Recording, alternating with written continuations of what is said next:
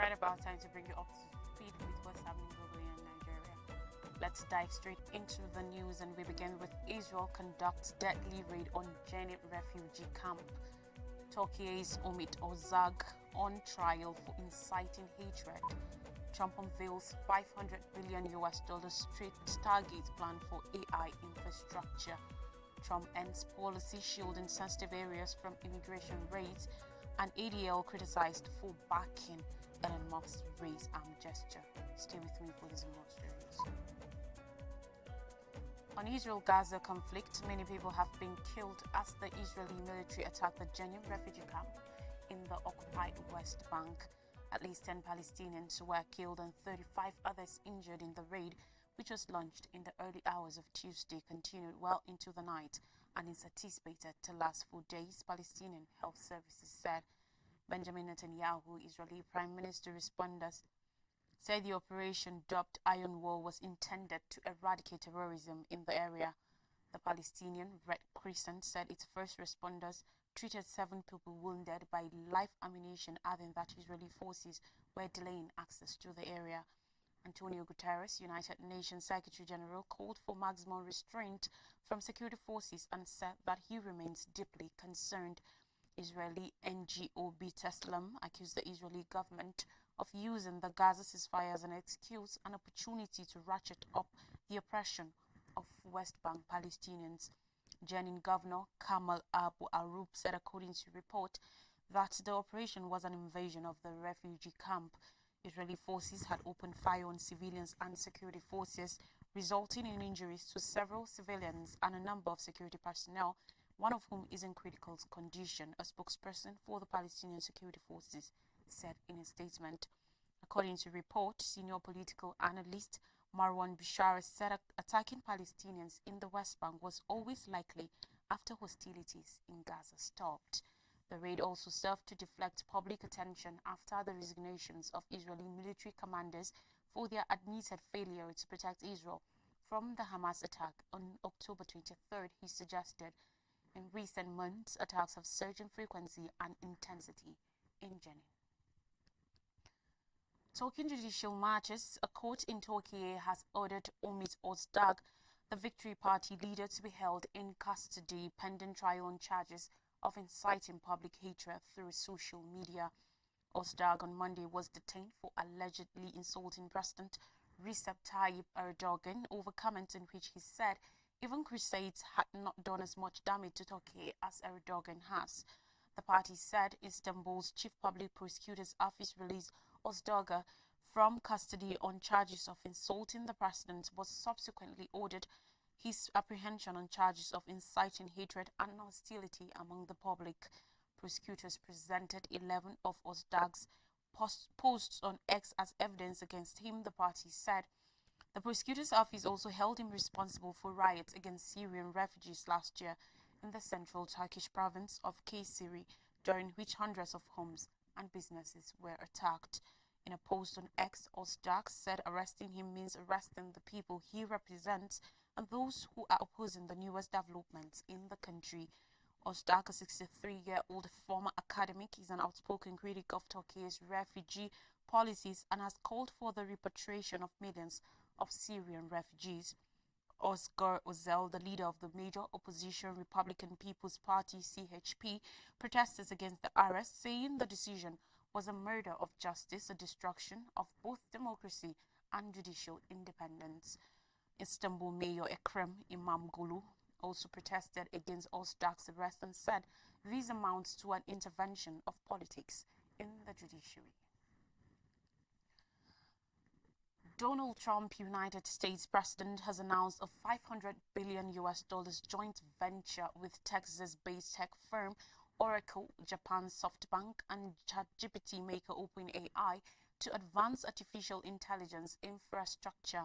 On Tuesday, Trump made the announcement at a White House event that was joined by SoftBank CEO Masayoshi Son, OpenAI CEO Sam Altman, and Oracle Chief Technology Officer Larry Ellison.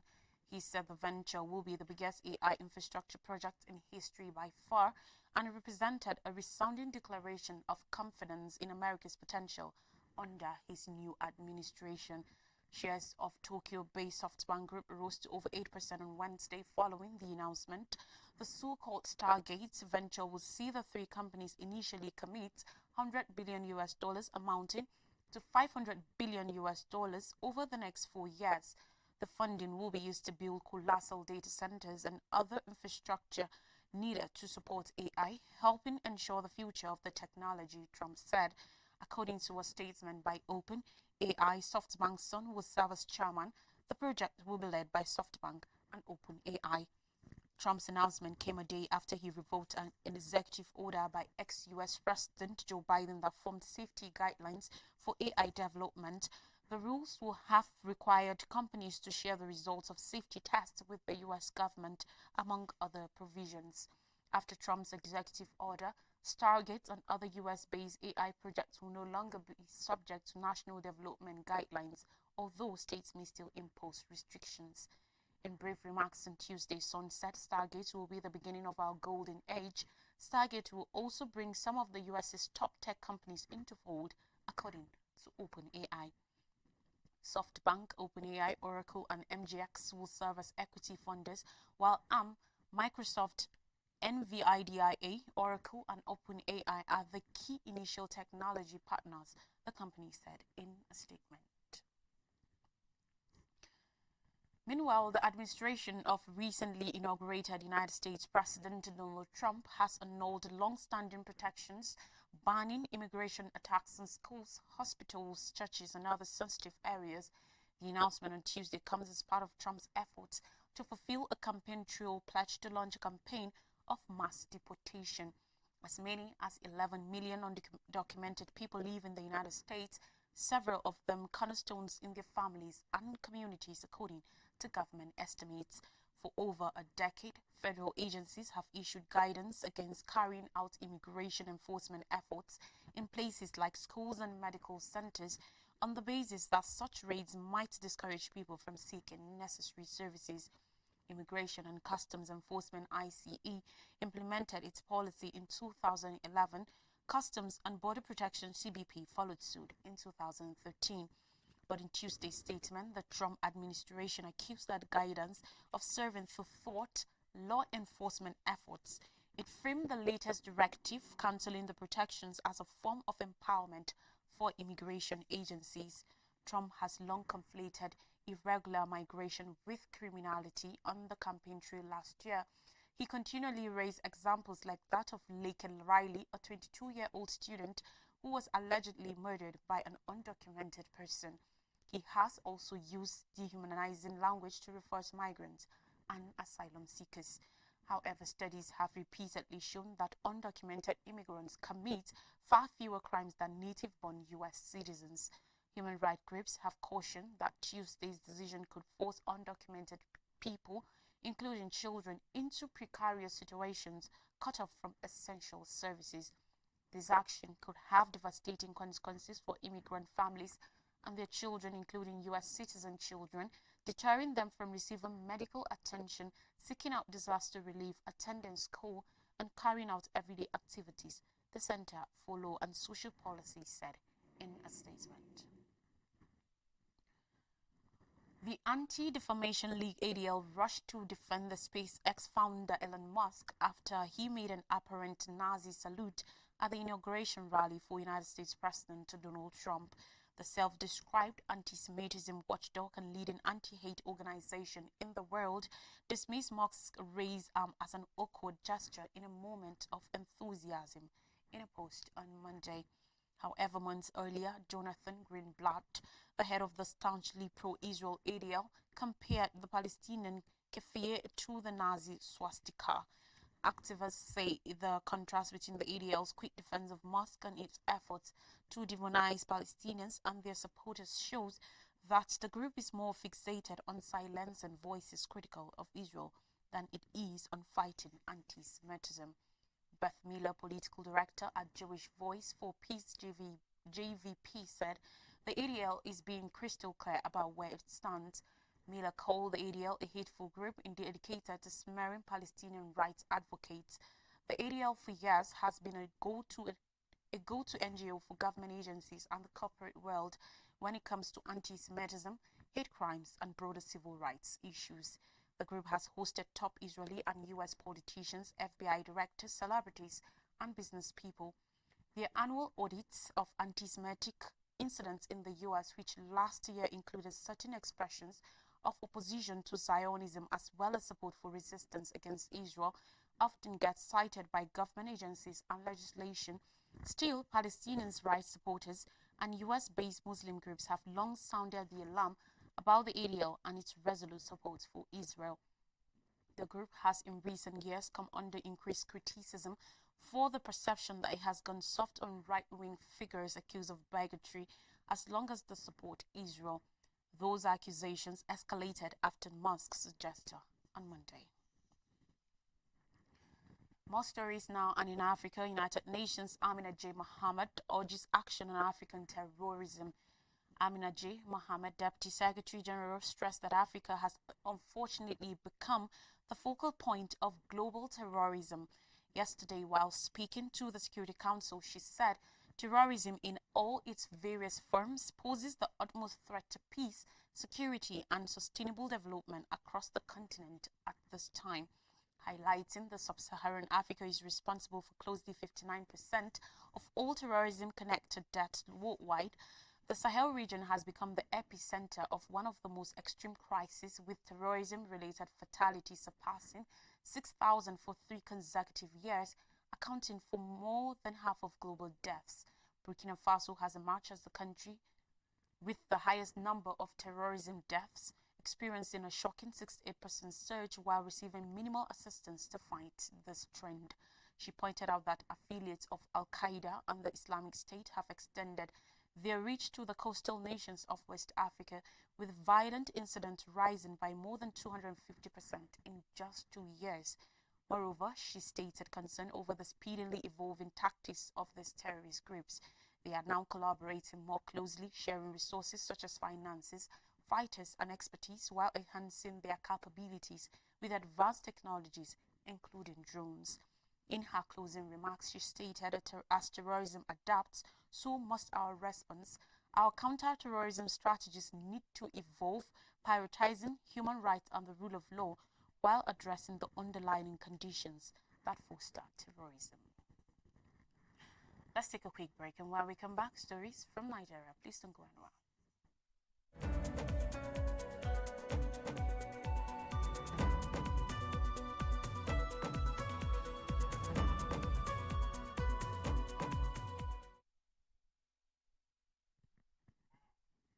Welcome back. Many thanks for staying with us. We continue the stories now. Federal government warns Nigerians of anthrax outbreak in Zamfara State. Yesterday, the Federal Ministry of Livestock Development alerted Nigerians over the outbreak of anthrax in Zamfara State. Ben Bengung, the Director Information and Public Relations Department of the Ministry, revealing this in a statement, said, and I quote, "The Federal Ministry of Livestock Development wishes to officially notify the public of a confirmed outbreak of anthrax in a farm in Zamfara State. This development calls for heightened vigilance and proactive measures to mitigate the risk associated with the disease. Anthrax, caused by the bacterium Bacillus anthracis, is a zoonotic disease that can affect various warm-blooded animals such as cattle, sheep, goats, horses, and wildlife, as well as humans. It is listed as a notifiable disease by the World Health Organization, WHO, for Animal Health, WOAH, due to its potential to cause high morbidity and mortality. In animals and humans, symptoms of anthrax include fever, coughing, vomiting, nausea, diarrhea, sore throat, and swollen lymph nodes, headaches, itching, and bleeding from major openings.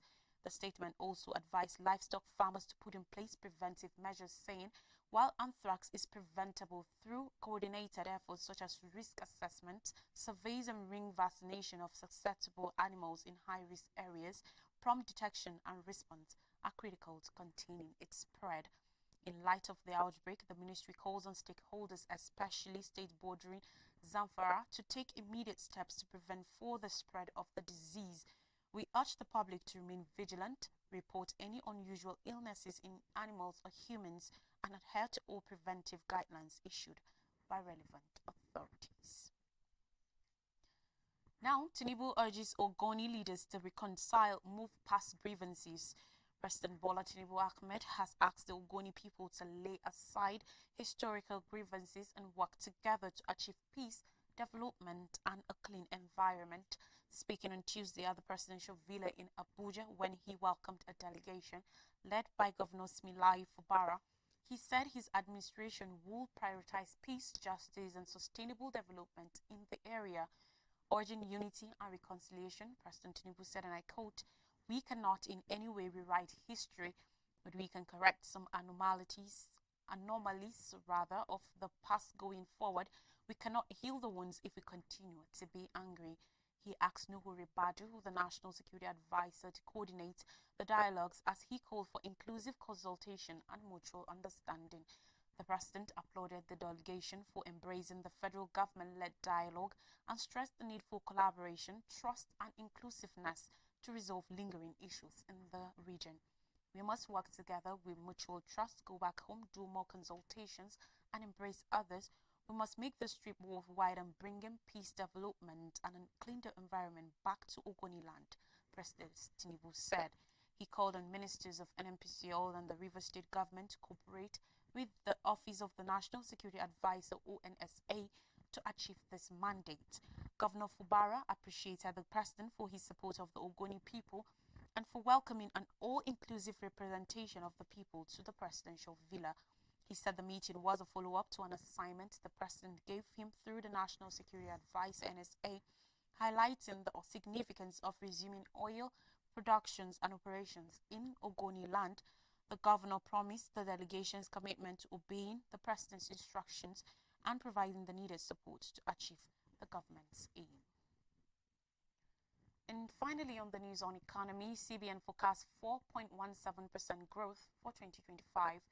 The Central Bank of Nigeria, CBN, has announced that the 2025 economic indices show a positive outlook, with the nation's GDP likely to accelerate to 4.17% for faster economic growth. According to report, Mohammed Abdullahi, Deputy Governor, Economic Policy Directorate in the Central Bank of Nigeria, disclosed this on Tuesday during the 11th edition of the National Economic Outlook: Implications for Businesses in 2025. The hybrid event, convened in Lagos, was organized by the Chartered Institute of Bankers of Nigeria (CIBN) Center for Financial Studies in collaboration with B. Adedipe Associates Limited. He said the nation's 2025 economic projections remain optimistic, with fiscal and monetary reforms already paying off, resulting in the GDP expected to rise from 3.36% recorded in 2024. The growth, according to him, is anchored on sustained implementation of government reforms, stable crude oil prices, and improvements in domestic oil production. Abdullahi also stated that stability in the exchange rate will play a vital role in maintaining the positive trajectory, with the inflation rate likely to fall due to the effect of economic reforms. The keynote speaker said the Apex Bank will prioritize price stability, boost the financial sector to support SMEs and critical sectors for businesses to thrive. Abdullahi noted that the nation's evolving policy landscape presented both challenges and opportunities for businesses to thrive. A recap of major stories says Israel conducts deadly raid on Jenin refugee camp. Turkey's Omid Ozdag on trial for inciting hatred. Trump unveils $500 billion target plan for AI infrastructure. Trump ends policy shielding sensitive areas from immigration raids, and ADL criticized for backing Elon Musk's race out gesture. That's all in the news. I am Lois Frank.